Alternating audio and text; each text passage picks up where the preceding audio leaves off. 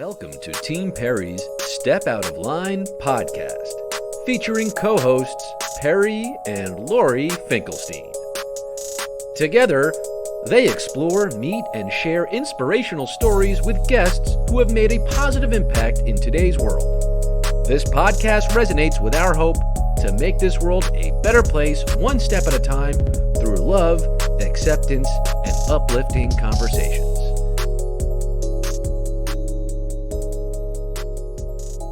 Really honored to be talking to you, and I want you to know that you inspire me a great deal. Oh, that's so sweet. And when she got in touch with you the other day, she was screaming. She was so happy. And I said, oh my God, I started telling her things about you because I also have been following you. And she goes, I'm already in love with him. I know everything about him. Thank you. I just finished up. Do you guys do anything with Tony Robbins? No. Do you know who Tony Robbins is? Perry, if you don't know who he is, you should, watch his Netflix documentary, I Am Not Your Guru. And he is the term a lot of people use is motivational speaker, but it's not really what he is. He's more of a life coach, and his events attract 20,000 people at a time.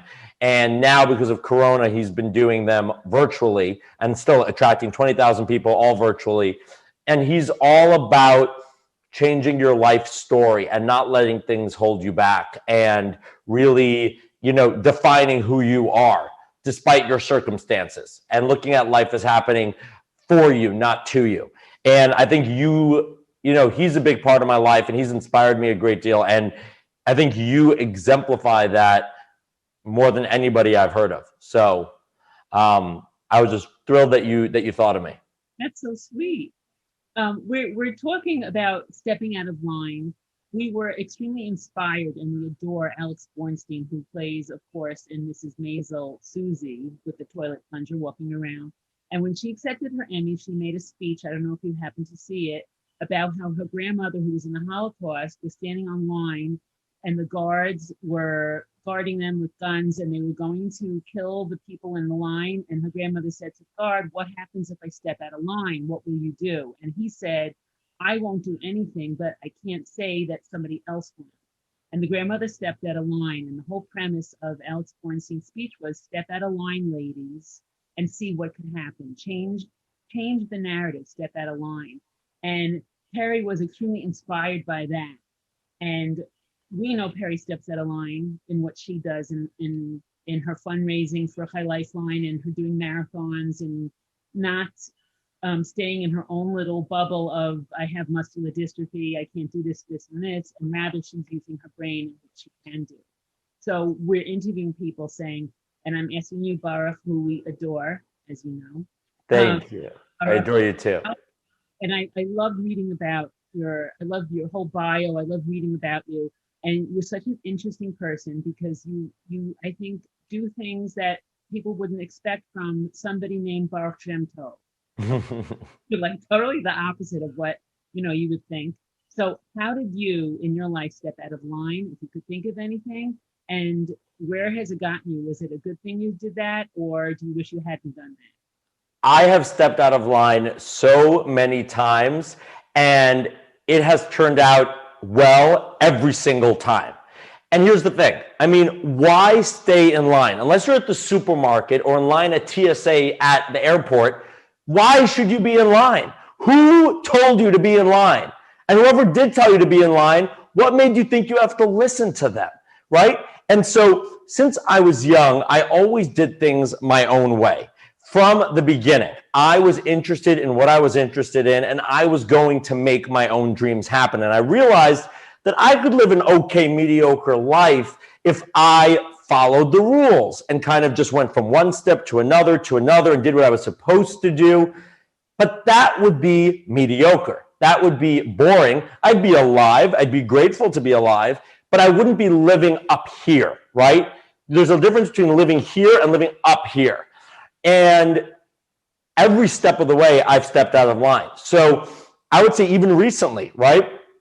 I spent 5 years on television in New York on Fox, and I'm so grateful for that opportunity. That was an incredible experience. hugely transformative, huge part of my life. And then I was offered a new contract, and I made the decision to go back to Harvard Business School to finish my MBA.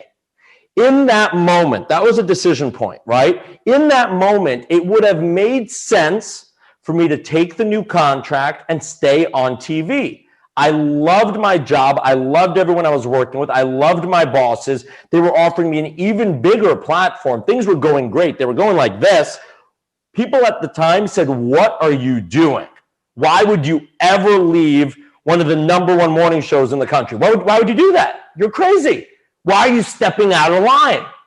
And let me tell you, in that moment, I had to trust my gut. I had to trust my soul. I had to trust this greater vision that I had for what my life could be. And let me tell you, it was a great decision. So in that moment, right, I'll take you through that decision process for a minute, because that was my most recent example of stepping out of line, and was probably the one that a lot of people didn't understand. And by the way, let me add this. Don't look to other people to understand why you're stepping out of line. It really doesn't matter if they understand. It matters that you understand and that you're doing it because it is something that contributes to your vision of your success. If you think about anybody who's done anything great in this world, they've stepped out of line to make it happen, right? And so the reason I stepped out of line to go back to business school, just a little bit of background, I had done my first year at Harvard Business School. It's a 2-year MBA program. I did my first year before I started on Fox. Then I went on Fox and stayed there for 5 years. And I never went back to business school because things were going so great. And it was always my dream to be on TV. And I realized as time went on that I always want to be on TV and I always will be on TV, but it will be part of a bigger picture. That TV and my ability, which I'm so grateful for, to connect with people and hopefully inspire them and change their lives, that I could use that as one part of the big picture, one part of the recipe in a bigger business strategy. And for me, I always loved real estate. I always loved changing the way people live in a really tangible way. So interior design, hotels, condos, rentals, changing the physical environment. And I realized that is what I want to do. I want to build an empire in the real estate space and use television and use media as a way to connect with the consumer, inspire them, introduce them to my product, and really use that as a communication vehicle. And that's why I went back to Harvard Business School. So I graduated in May, and since then, I've hit the ground running. I now have investors. I'm looking for my first multifamily apartment building to buy in New York City. That will be step one. I'm going to renovate that, rent that out. And at the same time, I'm also appearing regularly on national TV and now working on a new YouTube show that will be coming out later on. So I'm bringing it all together, and I feel like I'm living my fullest version of what I could be living, but that would not have happened had I stayed in line. Had I stayed in line, I would have done what made sense, which is to keep climbing the ladder instead of stepping out of line and creating my own ladder. What's interesting is most people have a ceiling height that once they reach, they're like, okay, I'm not going to rock the boat. I'm not going to do it anymore. And I think it takes a very special person to realize that there is no limit to what they can do. And very few people are like that. You're unique in that sense where you realize in order to achieve greatness, what you think is greatness for yourself and what you want for yourself, there can't be any limit. So to me, you are extremely awesome. And there are not many people like you in the world, but the people who are like you are the people who make things happen. And thank you. It's like, I see Perry has that also. Yeah. I have a ceiling above me. Why is Perry shaking her head? No, Perry has that, period. That's not a question. Right. Perry has that ability. I like the ceiling on top of my head, and I'm good just getting her to her, where she needs to be and where she wants to be. It's funny because Perry wants to go for her MBA, and she had so many ideas and projects in her mind. I said, Perry, you can learn only so much from school, but what you're learning and what you're doing, creating your own podcast and content and putting it on, I said, you can't learn that in school. You're really teaching yourself and networking, and that's how you're doing it. And she said, yes, but I just want to have that degree behind me. Yeah. And I have that. So she has that also, which I understand when I was reading about you and I see about Perry, you do it for yourself more than for anybody else. And whether you need it or not, or whether you think it's going to get you where you want to be, you had it, you got it, and you finished it because you wanted to have some kind of closure in it. And that's great. A lot of people don't do that. And look, and I'll tell you, a few things there. One, yes, first and foremost, it is for yourself, right? It's to prove to yourself that you've accomplished something, right? I mean, for instance, I'm in my living room right now. In my bedroom, it's hidden away in my bedroom. Very few people get to see it. I have my degrees, right? So when I wake up and I go to bed, I remember what I accomplished. And I remember how hard it was to get into school, to get into Harvard College, to get into Harvard Business School. That was really hard, right? And in those moments, I had to believe that I could do it, right? Those were examples of times when I said I have to step out of line because the odds were against me. There was no reason to really believe I could get into Harvard, right? I had to believe it in my heart and say, you know what? I should be there. And so I put those degrees in my bedroom so that they're private, they're away, but they're for myself, to remind me.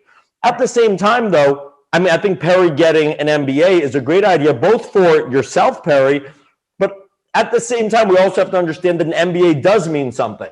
Just like a doctorate means something, just like an MD means something. In this world, having that certification just means that people will now take you seriously. And it's not that we care what people think. It's that you're not going to go to a doctor unless the doctor went to medical school, right? You're not going to go to somebody to talk to them about business and trust what they're telling you about business unless they've been trained. So I do think it's a really important degree to get if that's what you want. So I think it works both ways. It gives yourself something deep down in a way that really doesn't matter for anybody else. And it also gives you a certification, a stamp of approval. But I think that's something to keep in mind when we're thinking about stepping out of line and you're thinking about that ceiling. It's all about your tolerance for fear, right? It's really scary to step out of line. I mean, I've experienced a lot of fear in the last few months, right? Because I'm creating my own business. That's really scary, right? There's no prescription. The world is my oyster, but it's a scary oyster, right? I mean, I'm going out there and I'm saying, all right, I'm going to build my business. I know I can do it. I have investors. I'm finding the building, but that's scary. It's a lot easier to sit at your desk every day and have the boss come and give you a pile of work and say, do this work. Great. You'll do a great job and you'll go home and you'll live a nice life. And that's okay. It's okay if you want to do that. But if you envision something else, you have to have that tolerance for fear. And you have to realize that fear is just this construct, right? It's just a sign that there's a lot of energy behind what you're doing and a lot of uncertainty. And you have to be tolerant of that level of uncertainty because there is nothing certain about stepping out of line. But the reward at the end of that is so much better than staying in line. Wow. We were reading when you were younger, you didn't like your school uniform. What was it, Ramaz? Yep. And you came in one day, Perry said that you created a double tie, and you just, when you didn't like the way something was and you thought you could put some flair and change it around, you did it. What kid does that? Well, but that's the thing. I always felt that, okay, if I don't like something, I'm going to make it better. And I'm not going to wait for somebody else to make it better because nobody's going to make it better. I need to make it better. And so I hated wearing a regular tie to school, and I started making my own ties. I made a bandana necktie. Literally just took a bandana I'd never sewn in my life, had no idea what I was doing, and I turned it into a tie, and I wore it to school the next day, and I didn't get in trouble. People liked it, and everyone started saying, oh, can you get me one? Can you make me one? The problem was I literally did not know how to sew. If I took the tie off, you would see it was basically glued together. It was a mess. It looked great when it was on, but the minute you took it off, you could say, okay, he doesn't know how to sew. But it gave me the idea. I said, you know what? All those people at school want this tie. This could be a business. And then that gave me the inspiration to create a business. And that business then grew, and I sold the ties in New York. I sold the ties in Japan. I sold them at Bergdorf Goodman. I sold them all over the place, and I built a business out of that. But the kernel of that business was stepping out of line and saying, I don't like neckties. I'm going to make my own rebellious neckties. And that turned into a business. Wow. So we have to address this. We have to address your muscles. Because I've watched you on TV a lot. I've seen you go into an ice bath. I see the way you work out, you're posting. So where did this come from? That you just can't be, you have to be Superman. You can't just be like anybody else. You have to be the best at everything. Where did you get this love of working out and building up your body and making, is it the same thing, making the most out of what you're given? The same concept, you just apply it physically to your body? Well, it's making the most of, first of all, thank you. It really is about making the most of what you're given, but there's nothing wrong with not being muscular. By the way, not everybody wants to be muscular. It's about creating your vision for yourself with what you're given. If I want to be 6'5", I can't be 6'5". I am 5'8.5", and I will not be 6'5" no matter how much I stretch, right? And so it's understanding we all have limitations in life. Some limitations are more challenging on a daily basis than other limitations. But it's understanding, okay, I was given this. This is what I was born with this. I was born with this height. I was born with this challenge. All right, fine. Let me assess what I have. What are the tools in my toolbox? What are the limitations? Now, how can I make the most of that to really realize my vision for myself within those limits? Those are the only limits that I have. Those are the only limits that I am willing to acknowledge, is I am 5'8.5", right? That's my limit. I am 5'8.5". My hair is whatever color it is. Those things are what they are. But within that construct, I'm going to realize my own vision for myself. And my vision for myself was I'm going to look like this. And not just I'm going to look like this, I'm going to feel strong like this. And more importantly, when I work out, it trains me for the rest of the day. So it's not about, and I wonder if you feel this way, Perry, when you're doing the marathons or you're training for a marathon. It's when you get through a workout, I'm going to tell you something. I'm going to acknowledge something. I never feel like going to the gym. Ever. I will not lie to you, because some people say, oh, I can't wait to get to the gym and wait for it all. No, I never want to go to the gym. Nice. But once I get through the workout, and if I feel like I really gave it my all, like last night I did a 2-hour workout, I felt like, you know what? I gave it everything I had. I felt great. I felt empowered. I felt motivated to go to a really important business meeting that I had this morning, right? I had a life-changing business meeting this morning, and I was fueled to go to that meeting by my amazing 2-hour workout last night. And so what I found was that the trickle-down effect of a great workout and of pushing yourself and challenging yourself and pushing through the pain and the discomfort and forcing myself over and over and over again, it trained me to say, okay, I don't care that you don't want to do that, but you want that end result, you better push through and do it. And that's an important thing for anybody who wants to step out of line, because there will be so many challenges. And so if you train yourself to push through those challenges, and the gym is one way to do it, it really seeps into every aspect of your life. You're very driven with everything, every facet of your life. You're a very driven, focused person. I would say, look, my father certainly has inspired me in how much he has done to realize his own goals.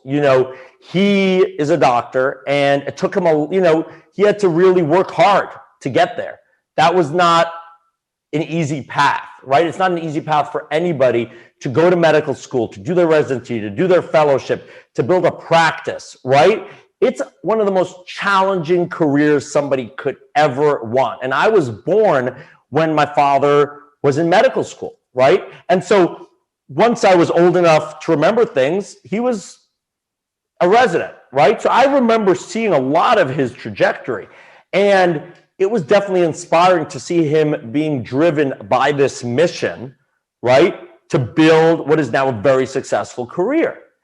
And he did it all while remaining empathetic, while remaining a kind person, right? And that, I think, is so important. He could be super successful, but he's also a good human being. And that, to me, was always inspiring. And you know, I grew up around that. He always encouraged me to pursue whatever dreams I had. I remember, you know, when I was younger, I would have a question, let's say, if I went into an art gallery, I went into a store, I wanted to ask a question of the manager over there. And I might have been 7 years old, 8 years old. And I remember distinctly, we were in an art gallery is where it was. And I said, you know, I want to ask him how much that painting is. Can you ask him for me? And he said, no, that's your question. You ask it. And that is a game changer. When you tell a kid, I don't care that you're a kid, that's your question, you ask your own question.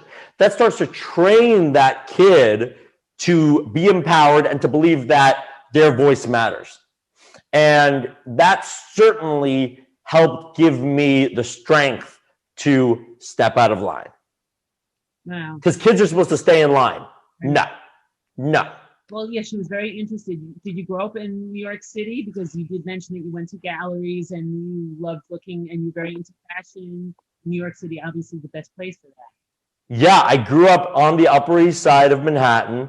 And that was a game changer. Where do you guys live? We're in Long Island. Okay, what part? Nassau County, West Hempstead. Okay. Did you guys spend a lot of time, Perry, did you spend a lot of time in the city growing up? No. We go to doctors in the city. Okay. Right. But not really. And she hasn't had she went to one Broadway show. She hasn't really had the opportunity to do something like that just because physically it's very daunting to go into the city, and New York City really is not as accessible as you think. Is it, so it's challenging? What does it take if you want to go to a department store? What would that take? You mean on Long Island or in the city? No, in New York. Let's say you wanted to go to Bergdorf Goodman. Let's say you wanted to go to Saks Fifth Avenue. What would it take? So we would have to go by, you know, our van, go into the city and park, and then schlep in there, and you know, it's a big deal. We had a lot of people fall in your lap. We've had people fall in her lap when we're in the street, and Fall in your lap. We were coming home from probably one of our friends. We might have been to the American Girl place, and we were going back to catch our ride back, and a woman in the street fell on top of Perry in her lap, and I was like this, and I said, "Excuse me, get off my kid." And Perry's like, "Wait, what?" Right. We laugh a lot when these things happen because a lot of times when somebody approaches somebody in a wheelchair, they don't know how to react. Either they're going to treat them like they're a normal person, just that in a wheelchair, or they're going to be stunned and frozen and not know what to do. This was one of those moments. She got stunned and frozen. Oh my! She couldn't move, and she was like on Perry's lap, and Perry and I were screaming, but laughing, screaming, like, "What is going?" Were you okay Were you okay, Perry? Right? She said, "Get off of me!" Yeah, get off. That's what I would tell her. Get off. What are you doing on my lap? I mean, look, I would say, what's that? It was crazy. Crazy things happen. Right. That was before COVID. Now forget. You know. Let me ask you, do you love Broadway shows? I mean, I went to one. You went to one, but did you enjoy it? What show was it? Do you remember? Charlie and the Chocolate Factory. Okay. It was okay. Did you like it or not really? It was okay. I mean, I never had a parent there. Right. She didn't have anything compared to. Right. A lot of times kids with disabilities don't get to do these kind of things. So she went to a high school that was specifically for kids with disabilities. And they had people come to her school and put on shows or put on this and that. You know, they had not Broadway stars, but they had that kind of thing going on. We interviewed Ali Sproker. I don't know if you know who she is. She is a Broadway actress. She's a singer. And in a wheelchair. In a wheelchair. Yeah. She got a Tony Award. We interviewed look. She has a new book. What, right. She just came out with a new book. Adore her. And she went to NYU and she was taking a dance class. And this is in our interview.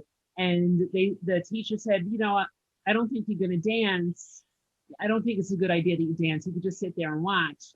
And she's like, okay, well, what if I dance during the end of the class, like during like the intermission session or whatever, I'll do like an exercise. And he's like, okay.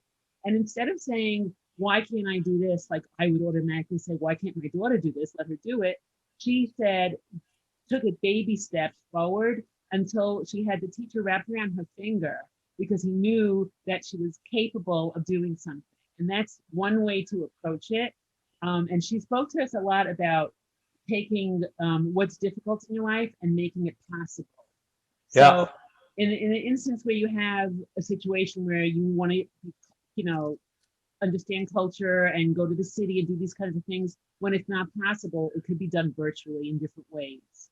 And that's something that is perhaps my neglect that we haven't been able to take advantage of living in New York, near New York City, but it's just exhausting and impossible a lot of times to do something. Well, first of all, you take that back right away. There's nothing that's your fault. I know how hard you work to put together this podcast with Perry to make Perry's dreams as possible as they are. And Perry, would you agree with me that your mom does a pretty good job?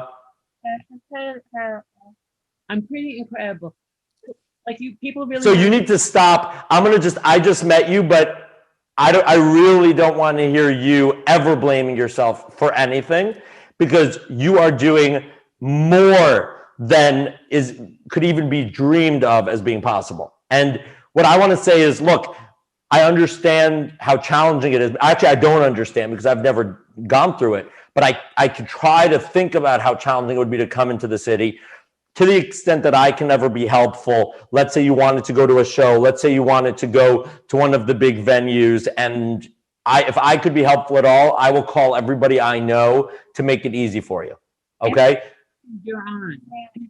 Let me just say that. And I don't know what challenges specifically are involved, but to the extent that I will call in every favor I can, right? To have somebody, if you want to go to a Broadway show, and I think that being there in person is really important. Once theaters open again, if you want to do Broadway, if you want to go to a concert, if you want to go to Madison Square Garden, whatever it is, I really think you being there in person is so important. And I think it will just feel different for you. And it gets me, I'm so angry to hear that anything in New York wouldn't be accessible to you. Right. And I understand that it's not.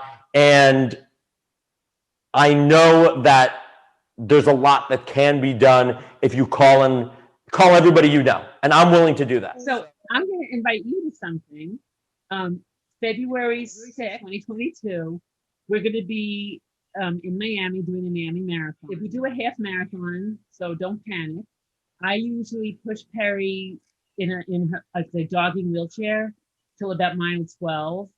And then I don't know what she's going to do this year because she's really starting from nothing and she has to build herself up again. But she usually gets out and gets in her walker and crosses over the finish line. And we have a group of like 20, 25 people who come with us. And I think you would be, being that you're in amazing shape, I don't know if you run, you could even just walk the rest of it with us. I think it would be great if you came to Miami with Team Lifeline and spend the weekend with us and help get Perry over the finish line. I think that would be amazing. You could be part of it.